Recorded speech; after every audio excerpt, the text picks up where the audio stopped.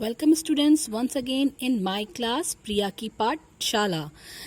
In last video we have discussed about the various methods of self-pollination. And then we have started the various method of the cross-pollination. Today we will go through in detail how cross-pollination occurs. We have discussed earlier that there are various abiotic as well as the biotic agencies of pollination, okay, through which pollination is going on. See, in case of a cross pollination, there would be some vector or some pollinator or some agent which help them to pollinate. So, the first abiotic agencies of pollination is the wind pollination, और हवा के द्वारा जब pollination होता है तो उसको हम कहते हैं anemophilous pollination. Okay, anemophilous pollination और the wind pollination. So this is anemophilous pollination. One mark question, that the wind pollination is also known as dash, that is known as the anemophilous pollination. Now, for various kind of a pollination, there would be some adaptation of the plant. Okay, plant कोई adaptation अपने अंदर करता है जिसकी वजह से वो उस pollinating agent को अपनी तरफ attract करता है. So in case of a wind pollination, आप देख सकते हैं, first of all example है इसका maize. Okay, in front of you there is a diagram of a maize plant. इसके अलावा ग्रास इसका प्लांट है, इसके अलावा शुगर केन है, बैम्बू है, but this is diagram of a maize plant. Okay, in this maize plant, first property is adaptation is flowers are small. आप देख रहे हैं बहुत छोटे छोटे फ्लावर्स होते हैं और कलरलेस होते हैं. आपने जो गेहूं की बाली देखी होगी उसमें कलरलेस होते हैं, पेल कलर के फ्लावर होते हैं, कोई ऐसा बहुत अट्रैक्टिव फ्लावर नहीं होता है. ऑर्डरलेस, कोई स्मेल नहीं होगी, एंड नेक्टरलेस, चूंकि उसमें विंड है, इंसेक्ट नहीं है तो नेक्टर नहीं होगा. Okay, so first property is that flowers are small, colorless, orderless and the nectarless. Very first adaptation. Second, the flower are unisexual. Yes, unisexual का मतलब क्या होता है कि male flower and female flower दोनों क्या होंगे, अलग अलग होंगे, and male flower are more than the female flower. Yes, pollen grain बहुत ज़्यादा पैदा होंगे इस wind pollination flower में. ओके, इसका कारण क्या है कि जो अनसर्टेनिटी है, ओके, देयर इज अनसर्टेनिटी है और लॉस हो रहा है विंड की वजह से पॉलन ग्रेन का. उसको कंपेंसेट करने के लिए नेचर ने बहुत ज़्यादा पॉलन ग्रेन बनाए हैं, बहुत ज़्यादा pollen grain. One example is this cannabis, भांग का पौधा, कैनाबिस सटाइवा. ठीक है, कैनाबिस सटाइवा की खास बात यह है कि ये करीब up to 5 lakh pollen grain तक बनाता है, कैनाबिस सटाइवा का प्लांट. ओके, ऑफकोर्स रीजन वही है, reason is this that to compensate for the uncertainties in the life. Okay, because of the loss of the wind. तो पॉलन ग्रेन बहुत सारी, जब विंड हवा चलती है तो पॉलन ग्रेन, बहुत सारे पॉलन ग्रेन यहाँ वहाँ उड़ जाते हैं, उसकी वजह से वो पॉलन ग्रेन वेस्ट हो जाते हैं. सो नेचर ने क्या करा है कि इतने पॉलन ग्रेन बना दिए हैं कि वो कुछ पॉलन ग्रेन तो वहां तक चली जाएंगे. Next, pollen grain are small, light, dry. जब हवा से जाने हैं, ऑब्वियसली बात है, तो वो सूखे होने चाहिए, ठीक है, डस्टी होने चाहिए, and last and very importantly किसी किसी में विंग्स भी होते हैं. ओके, आपने देखा होगा चिलबिल, जो चिलबिल का पौधा होता है, जो पॉलन ग्रेन होता है, उसमें ऐसे करके विंग्स बन के आ जाते हैं. Okay, then stigma are very large. Stigma बहुत बड़े बड़े होते हैं, बहुत बड़े स्टिग्मा होते हैं, ताकि जो पॉलन ग्रेन और जो एंथर है वो दूर दूर तक जब वो आए तो उस पर गिर जाएं. ठीक है, stigma are large, well exposed, hairy and feathery, और उसको पकड़ ले. Next, in some plants like Urtica. Okay, Urtica एक पौधा होता है, वेन एंथर बर्स्ट सडनली, ऐसे होता है, इसमें एंथर अचानक से बर्स्ट करेगा ताकि पॉलन ग्रेन सारे के सारे हवा में फैल जाएं. इस मैकेनिज्म को कहते हैं gun powder mechanism. Very important mechanism in few plant. Okay, so in case of a gun powder mechanism, when the anther burst suddenly to throw the pollen grain in the air, this mechanism is known as the gun powder mechanism. So this is the diagram of the maize plant. In this maize plant or wind pollinated flower, a single ovule in each ovary and numerous flower packed. आप ये देख रहे हैं, this is the inflorescence. Inflorescence मतलब क्या होता है, छोटे छोटे जो फ्लावर्स होते हैं उनका गुच्छा. ओके हमने ये कहा है कि जो फ्लावर हैं वो स्मॉल हैं एंड कलरलेस हैं, इनके पेटल्स तो है नहीं, तो जरूरी नहीं है कि ये अलग अलग बड़े बड़े फ्लावर हों, इसलिए फ्लावर बंचेस या क्लस्टर्स में होते हैं जिसको हम इन्फ्लोरेसेंस के नाम से जानते हैं. और यहाँ पे इस इन्फ्लोरेसेंस का नाम क्या है, टेसल. ओके सो मेज के इन्फ्लोरेसेंस का नाम यहाँ पे क्या है, टेसल. इन मेज और द कॉर, मक्का या भुट्टा, आपने देखा होगा भुट्टे में भी बाल होते हैं ना, तो मक्का जो भुट्टा होता है, ठीक है, मेज या corn, tassels are there and stigma and style are into the various kind of like this hairy structures are there. Okay, so first pollination is the pollination by wind, which is known as the anemophilous pollination. Okay, second pollination which we are going through is the water pollination. Okay, this water pollination is also known as the hydrophily. Okay, पानी के द्वारा हो रहा है तो इसको हम क्या कहेंगे, हाइड्रोफिली और hydrophilous flower. But this water pollination is of two type. First type is hypohydrogamy. Okay, hypohydrogamy. This is first type. Okay, and second type is the epihydrogamy. Second type is the epihydrogamy or epihydrogamous flower. Okay, in case of this hypohydrogamy, see water pollination दो तरह का होगा. एक होता है submerged plant जो बिल्कुल पानी में डूबे रहते हैं, पानी से बाहर नहीं आते हैं, like hydrilla. Okay, और एक हमारा क्या होता है, या zoostera. Okay, either hydrilla or zoostera. These are the plant which are completely submerged in water or below the water surface, so hypohydrogamy. In case of Vallisneria, they are the surface plant, मतलब ये surface में आएंगे, पानी के अंदर नहीं रहेंगे पूरी तरह से, और हो सकता है हल्का सा ऊपर भी आ जाएं, epihydrogamy. Okay, so if the plants are below water level or below the surface of the water, so they are known as the hypohydrogamous plant. If they are on the surface of the water, they are known as the epihydrogamous plant. And example of hypohydrogamous is the zoostera. Very important, आपके exam में examination point of view से they will give you the name of the example. Okay, आप NEET देंगे, आप AIIMS देंगे, कुछ भी देंगे, वो डायरेक्ट क्वेश्चन ऐसे पुट अप नहीं करेंगे. They will ask you the example of various. So hypohydrogamous का एग्जाम्पल क्या है, zoostera और hydrilla, and epihydrogamous का एग्जाम्पल क्या है, Vallisneria. Now come to the various adaptation of this water pollination or hydrophilus or hydrogamy. First is the flower are very small.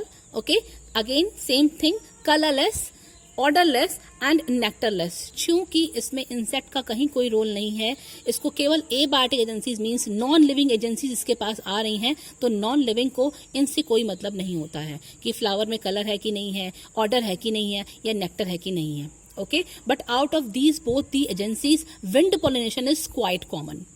Okay, so in case of water pollination, flower are small, colorless, odorless and the nectarless. First thing, calyx, corolla and other floral part are unwettable. चूंकि पानी के अंदर है, obvious सी बात है, जितने भी floral appendages हैं, ठीक है, जितने भी फ्लोरल अपेंडेजेस हैं वो सब के सब पानी के अंदर हैं, तो उनको भीगना नहीं चाहिए, उनको दे आर अनवेटेबल. इसके अलावा जो पॉलन ग्रेन और जो स्टिग्मा है दे आर ऑल्सो अनवेटेबल, क्योंकि इसके ऊपर एक म्यूसिलेज क्या होता है, काइंड ऑफ आप कह सकते हैं वैक्स की कोटिंग हो जाती है.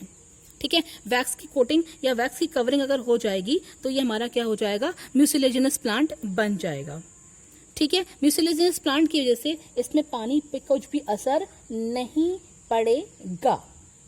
Okay, so there are one more important thing, that zoostera, this zoostera has the longest pollen grain. Exam में क्वेश्चन आता है, name the plant which have the longest pollen grain. Example is the zoostera. very important.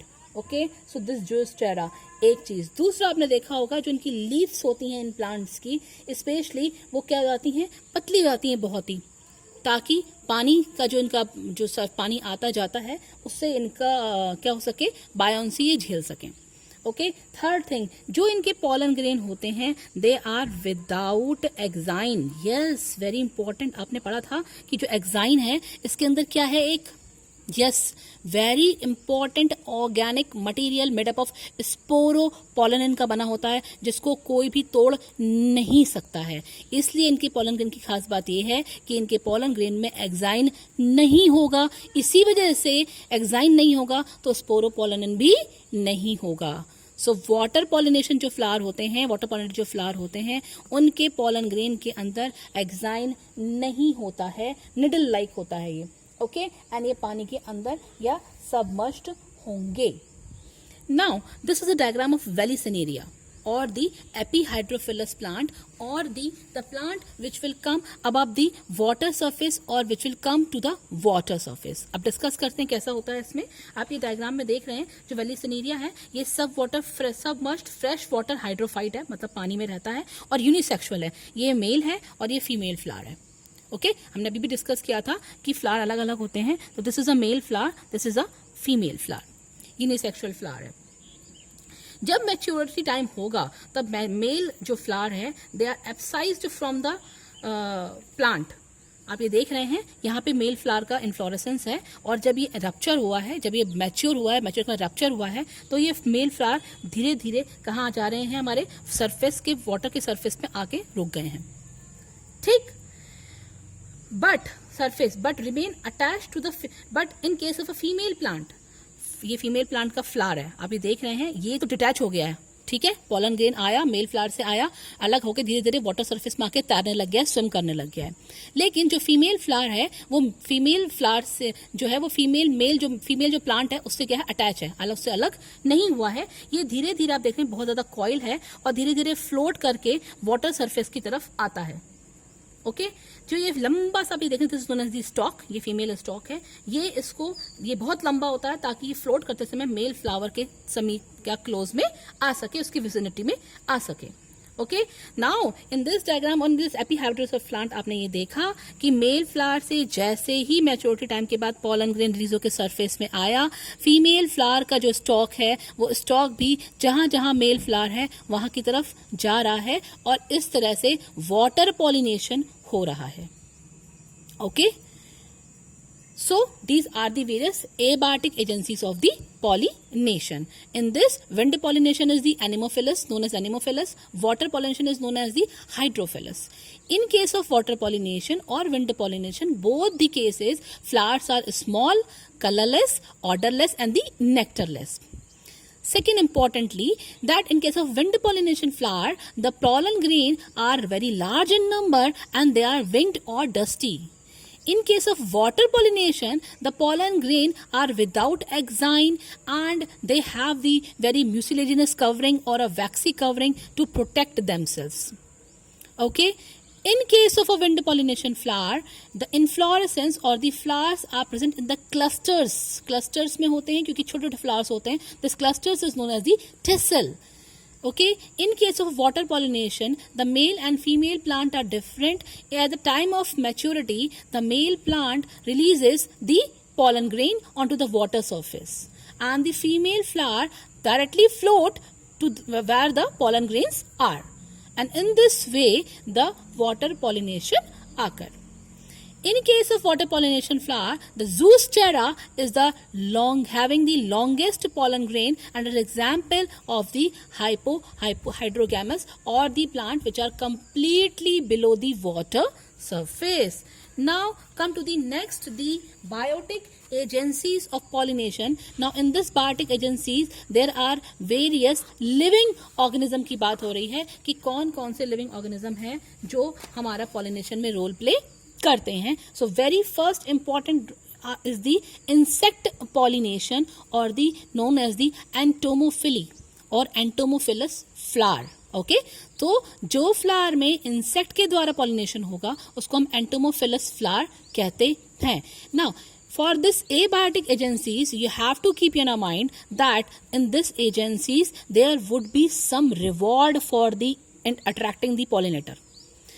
जो plant होगा उसके पास इन pollinators को attract करने के लिए कुछ ना कुछ रिवॉर्ड देना ही होगा, चाहे वो रिवॉर्ड फ्लावर के कलर में दे, चाहे वो रिवॉर्ड स्मेल के फॉर्म में दे, मतलब फ्रेगनेंस के फॉर्म में दे, चाहे वो reward pollen grain, edible pollen grain के फॉर्म में दे, but they have to give them some reward to attract themself. ठीक है, ये बात आपको बहुत ध्यान में रखनी है कि अपनी ओर आकर्षित करने के लिए, अट्रैक्ट करने के लिए जो फ्लावर होंगे उनको कुछ ना कुछ देना ही पड़ेगा, चाहे वो नेक्टर दे दें, चाहे जो उसके पेटल हो बहुत सुंदर खूबसूरत फूल देखते ही इंसेक्ट उसके पर अट्रैक्ट हो जाए। इंसेक्ट क्या मतलब बायोटिक एजेंसीज जितने भी हैं, इसमें इंसेक्ट आता है, बैट आता है और बर्ड्स आती हैं एंड अदर वेरियस एनिमल्स आते हैं, इंक्लूडिंग अस, ह्यूमन बीइंग भी आएगा उसमें। Okay, so let's get started. First is the majority of the flowering plant use various pollinators. ठीक है, जितने भी फ्लावरिंग प्लांट होंगे उसमें से इंसेक्ट पॉलिनेशन सबसे ज्यादा कॉमन है, और जो कॉमन इंसेक्ट पॉलिनेटर्स हैं they are the bees, butterflies, flies, beetle, wasps and moth and the bird. And out of these जो हनी बी है they are the most common insect pollinator first of all. Okay, second, अभी हमने आपसे पढ़ा था कि ये कुछ ना कुछ प्लांट को रिवॉर्ड देना पड़ता है। तो सबसे पहला क्या है रिवॉर्ड? लार्ज फ्लावर होंगे, ब्राइटली कलर्ड पेटल होंगे। जो पेटल आपने पढ़ा था, जो फ्लावर होता है दे हैव द पेटल, तो these petal have brightly coloured to attract the insect. लेकिन कभी कभी क्या होता है, लेकिन बोगनवेलिया कांटे वाला पौधा होता है, ओके, पेल कलर के फ्लावर होते हैं इसके। इसमें क्या होता है कि इस पेल फ्लावर में पेटल्स बिल्कुल नहीं होते हैं कलरफुल, लेकिन जो ब्रैक्ट होते हैं साइड में पतले पतले ब्रैक्ट होते हैं, they are very colourful. Okay, so bract are colourful. So second is the either petal or the other floral part or other floral appendages. Okay, तो हमारा उसमें क्या आ गया? ब्रैक्ट। एन एग्जाम्पल हमारा क्या है? Bougainvillea. Second, in case of euphoria, ठीक है, जो यूफोरिया होता है, यूफोरबिया होता है, UPHORBIA, in euphorbia leaves are colourful. जो पत्तियां होती हैं वो बहुत अट्रैक्टिव होती हैं ताकि इंसेक्ट आए और ले जा ले। सेकेंड, थर्ड, डिफरेंट कलर के जो फ्लावर होते हैं वो डिफरेंट इंसेक्ट को अपनी तरफ अट्रैक्ट करते हैं। डिफरेंट कलर के फ्लावर जो होते हैं वो डिफरेंट के अट्रैक्ट करते हैं। लाइक जो व्हाइट कलर का अगर पेटल होगा आपका, ठीक है, जिसका पेटल व्हाइट होगा वो स्पेशली मॉथ को, MOTH, मॉथ को अपनी तरफ अट्रैक्ट करेगा। ओके, अगर रेड कलर का होगा तो रेड कलर में हमेशा कौन आता है? बटरफ्लाइज या हनी बीज आती हैं। ओके, तो रेड कलर में बटरफ्लाइज या हनी बीज अट्रैक्ट होंगी। सो पेटल के कलर की वजह से भी अलग अलग इंसेक्ट अट्रैक्ट होते हैं। Next, nectar secreted from the nectaries. जो नेक्टर होता है जिसको हम हिंदी में पराग या मधु कहते हैं, ठीक है, वो नेक्टरीज से निकलता है। वो इंपॉर्टेंट फूड सोर्स है बहुत सारे एनिमल के लिए, सॉरी बहुत सारे इंसेक्ट के लिए, नॉट एनिमल्स इसमें, ठीक है, बहुत सारे इंसेक्ट के लिए वो क्या है? एक फूड है, एक सोर्स है, ताकि वो उसकी तरफ अट्रैक्ट हो रहे हैं। ठीक है, सो अब जो हमारा जो नेक्टर होता है इसकी भी खास बात ये होती है, ये नेक्टर जितना ज्यादा अच्छा होगा, ठीक है, उतना ही अच्छा हम कहते हैं हनी प्रोडक्ट होगा, इसलिए इसको हम पास्चुरेस की बात करते हैं। नेक्स्ट एंड लास्ट इंपॉर्टेंटली, अगर हम बात करें इसमें सेंट की, बहुत सारे पौधे जो होते हैं वो सेंटी भी होते हैं एंड स्मेली भी होते हैं। यस, अगर सेंटी होंगे मीन्स खुशबू अच्छी होगी तो हम कहेंगे फ्रेगनेंस है ना। तो फ्रेगनेंस की बात करते हैं तो आपने देखा होगा बहुत सारे नाइट ब्लूमिंग फ्लावर, रात में कौन खिलता है? जैस्मिन। यस, जो जैस्मिन है ये हमारा नाइट ब्लूमिंग फ्लावर है, ठीक है, ये व्हाइट कलर के फ्लावर्स होते हैं लेकिन ये बहुत सेंटी, यानी कि इसमें बहुत ज्यादा फ्रेगनेंस होती है, तो इसकी तरफ इंसेक्ट आते हैं। बट अगर हम स्मेल की बात करें, गंदी स्मेल, ठीक है, तो आपने पढ़ा था लार्जेस्ट फ्लावर, सबसे बड़ा फ्लावर हमारे वर्ल्ड में कौन सा है? रेफ्लिसिया। यस, रेफ्लिसिया जो फ्लावर है उसकी स्मेल बहुत ही खराब, यानी कि पर्टेड, यानी कि रॉटन फ्लैश, सड़ा हुआ जो फ्लैश होता है उसकी जैसे होती है। लेकिन बात वही आ गई है कि जो पॉलिनेटिंग एजेंट हैं अगर उनको खुशबू अच्छी लगती है तब भी वो आएंगे, और अगर उनको बदबू अच्छी लगती है तभी भी वो आएंगे। Okay, so these are the various adaptation. Number one is the flower or petals are brightly colored. If they are not colored, then some other floral appendages like the bract in Bougainvillea is colorful. Okay, different colors of the flower attract the different pollinators. For example, white color insect attract the moth and red color attract the butterflies or the honeybees. Next is the flower would be scenty, means having fragrance like in jasmine, or smelly like in rafflesia. Okay, then nectar secreted from the nectaries could be a food source for the various insect pollinator. Now let's get with the help of this diagram how insect pollination occurred in salvia. Yes, this is a diagram of a salvia flower. This is a salvia young flower. This is a salvia older flower, or the flower which gets its maturity. In this salvia, this structure of this salvia flower is kind of a lip. ऐसे होता है ये, lip के जैसा होता है. इसलिए सेल्विया होता है ये लेबिएटी फैमिली में आता है. LABIATAE, लेबिएटी फैमिली मीन्स जो पेटल होंगे वो लिप लाइक होंगे, इसलिए लेबिएटी फैमिली में आ रहा है. Okay, from this diagram you are watching that in this diagram this is the stigma, this is a style. Style is very elongated, बहुत लंबी है, और stigma यहाँ पे आ गया है. Okay, now this flower has two main important male attachment. ठीक है, बहुत important male attachment होते हैं. One is this is sterile and this is productive. Okay, this is sterile and this is productive. In this case आप ये देख रहे हैं जो हमारा sterile है, जब ये फीमेल sterile plate है, जब ये इंसेक्ट है, जब ये फ्लावर के अंदर एंटर करेगा, ठीक है, जब ये फ्लावर के अंदर ऐसे एंटर करेगा, और इस एंटर करने के बाद जब ये स्टेराइल लोब को, जो ये स्टेराइल प्लेट है, ठीक है, ये अपने हेड को इस स्टेराइल प्लेट में मारेगा, तो ये स्टेराइल प्लेट फाइनली यहाँ से जाएगी, और यहाँ से जाने के बाद जो एंथर लोब है, ये जो एंथर लोब, ये वाला एंथर लोब है, ये इस बी के या इस इंसेक्ट के बैक में अपने पॉलन ग्रेन को डस्ट कर देगा. Okay, so this is a sterile anther lobe, and this is a anther lobe which produces the pollen grain. So as soon as this this insect enter into this flower petal, ये इसमें enter करेगा और इसका head इस sterile part से टकराएगा, तो जो इसका जो pollen grain वाला जो part है वो इसकी back में अपने pollen grains को dust कर देगा. ये तो बात हो गई young flower की. Now this insect when goes to another older flower, जब ये दूसरे older flower पे जाएगा जिसमें अब maturity level खत्म हो चुका है, तो जो ये स्टिग्मा है, ये स्टिग्मा इसकी बैक पे जाके इसकी बैक से pollen grain उसमें अटैच हो जाएंगे. आपने देखा था ये जो pollen grain है ब्लू कलर के, ये इसमें क्या हो गए, अटैच हो गए. Okay, now this bee visiting the another flower which is older flower. Okay, दूसरे फ्लावर पे है. अब इसकी बैक में जो ये pollen grain लगे हुए हैं, ये मैच्योर स्टिग्मा में चिपक जाएंगे. मैच्योर स्टिग्मा आपने देखा है, ये थोड़ी सी और नीचे आ गया है, ये इसमें चिपक जाएंगे, और इस तरह से पॉलिनेशन हो जाएगा किसके थ्रू, इंसेक्ट के थ्रू, जिसको क्या कहते हैं हम, एंटोमोफिली कहते हैं. Okay, now in this case जो सलाइवा जो सलाइवा फ्लावर है, इसमें जो हमारे कंडीशन दैट इज प्रोटएंट्री कंडीशन का मतलब क्या होता है, PRO, ठीक है, प्रोटएंट्री कंडीशन का मतलब क्या होता है कि जो हमारा फ्लावर है उसमें पहले मेल पार्ट मैच्योर हो रहा है, फीमेल पार्ट बाद में मैच्योर हो रहा है. Now second is the pollination by wind, जिसको हम ऑर्निथोफिली के नाम से भी जानते हैं, ornithophily for the birds. Now in case of this bird, देखिए हर एक बर्ड पॉलिनेशन में पार्टिसिपेट नहीं करती है. जो बर्ड